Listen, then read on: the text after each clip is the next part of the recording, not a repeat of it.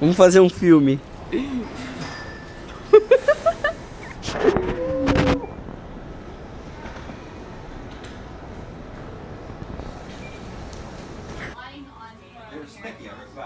Hi, baby.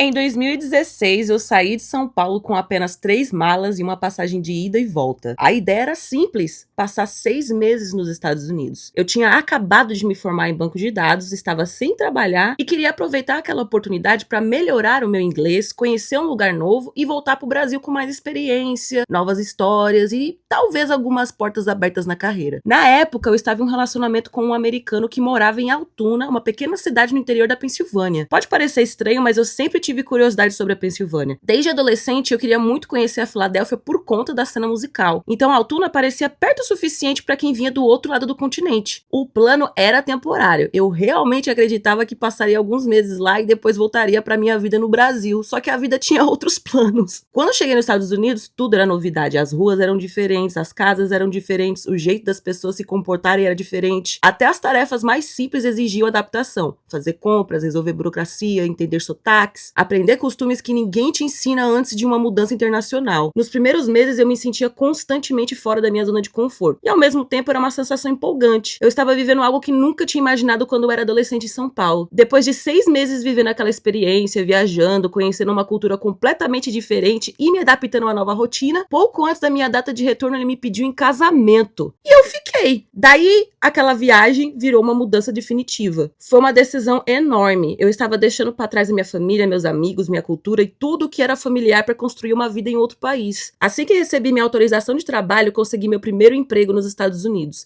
E foi uma sorte enorme. Eu fui contratada como administradora de banco de dados, exatamente a profissão para a qual eu tinha me formado. Isso já seria uma oportunidade rara em qualquer lugar. Em uma cidade pequena no interior da Pensilvânia era quase inacreditável. Eu trabalhei numa empresa chamada Sheetz, que era uma rede de lojas de conveniências e postos de combustível bastante conhecida na região. Foi ali que eu realmente comecei minha carreira como DBA. Pela primeira vez eu estava aplicando na prática tudo aquilo que eu tinha estudado na faculdade. E eu aprendi muito. Participei de eventos de SQL, conheci profissionais extremamente talentosos, comecei a construir uma rede de contatos na área de tecnologia, passei a estudar ainda mais, e essa também foi a época que eu comecei a produzir conteúdo sobre banco de dados, carreira e tecnologia aqui no YouTube. E ao todo eu fiquei cerca de 3 anos trabalhando como DBA nessa empresa, construindo a base da minha carreira em tecnologia nos Estados Unidos. Mas não foi só a minha vida profissional que mudou. Eu também comecei a viver coisas que nunca tinham feito parte da minha realidade de São Paulo. Neve, trilhas, acampamentos, esportes ao ar livre, viagens de carro por horas atravessando paisagens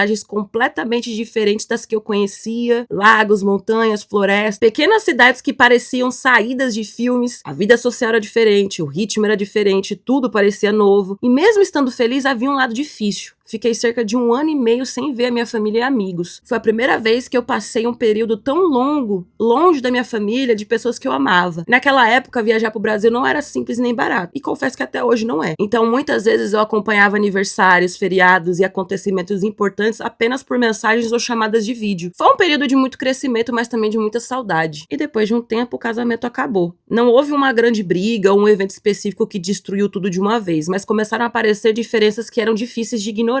Parte delas vinham de questões culturais. Eu cresci em uma família brasileira muito próxima, onde relacionamentos, amizades e trabalho costumavam ter um peso emocional importante. Já ele tinha uma visão muito diferente sobre várias coisas da vida. Também tínhamos personalidades incompatíveis em muitos aspectos. Essas diferenças foram se acumulando ao longo do tempo. E em algum momento percebemos que queríamos futuros diferentes, então seguimos caminhos diferentes. Eu até considerei voltar para o Brasil porque essa seria a decisão mais fácil. Eu teria minha família por perto, meus amigos, minha rede de apoio, mas eu também tinha acabado de construir uma carreira, já tinha documentação e sentia que havia muito mais para viver nos Estados Unidos, então eu resolvi ficar. E foi assim que eu fui morar sozinha pela primeira vez em um país estrangeiro. Meu apartamento era extremamente simples. Eu morava em um prédio cheio de aposentados e provavelmente a pessoa mais jovem dali. O aluguel custava cerca de $500 por mês, algo possível apenas porque eu vivia numa cidade pequena, longe dos grandes centros. Não tinha luxo nenhum. Os móveis eram simples, a decoração era praticamente inexistente, mas eu adorava aquele apartamento, porque ele representava uma coisa que eu nunca tinha tido antes, que era o gostinho da independência. Eu tinha meu próprio espaço, meu carro, minha própria rotina, e pra mim aquilo era um gostinho de liberdade. Só faltava o trabalho remoto, mas pela primeira vez eu sentia que estava construindo uma vida completamente minha. Eu continuei viajando, conhecendo lugares novos, tentando descobrir quem eu era naquela nova fase da vida.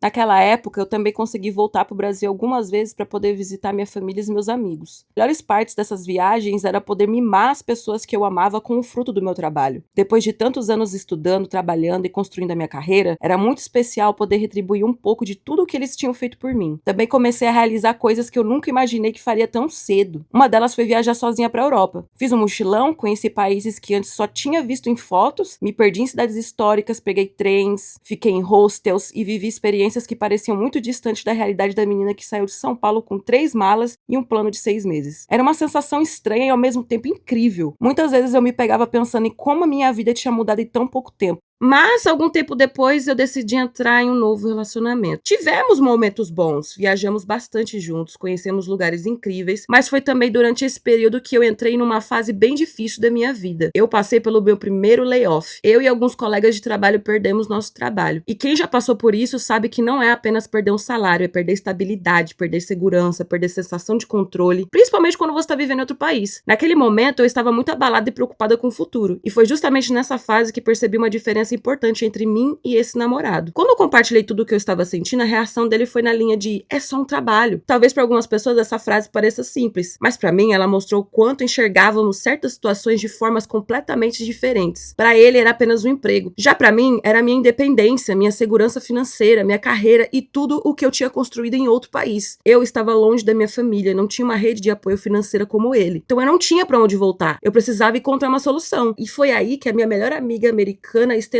sua mão para mim. Ela trabalhava na Best Buy há alguns anos e me indicou para trabalhar lá dentro. Além disso, quando ela percebeu que eu não conseguiria manter meu apartamento com aquele salário, ela me ofereceu outro lugar para morar. Eu passei um período vivendo no sótão da casa dela e até hoje eu sou profundamente grata por isso. Foi um daqueles momentos que me lembraram da importância das pessoas que aparecem na nossa vida quando mais precisamos. Durante o dia eu trabalhava na Geek Squad consertando computadores, aparelhos de iPhone e tudo quanto que é tipo de equipamento eletrônico. E à noite eu estudava para entrevistas, estudava porque eu sabia que eu precisava encontrar um caminho de volta para a área de tecnologia. Foram cerca de 6 meses assim, trabalhando, estudando, tentando, errando, tentando de novo. Foram meses cansativos, mas também meses que me ensinaram resiliência. Até que finalmente surgiu uma oportunidade, eu consegui um emprego em Pittsburgh. E sem perceber, eu estava começando mais um capítulo. Uma nova cidade, uma nova fase, uma nova vida. Mas essa já é a história para o próximo vídeo.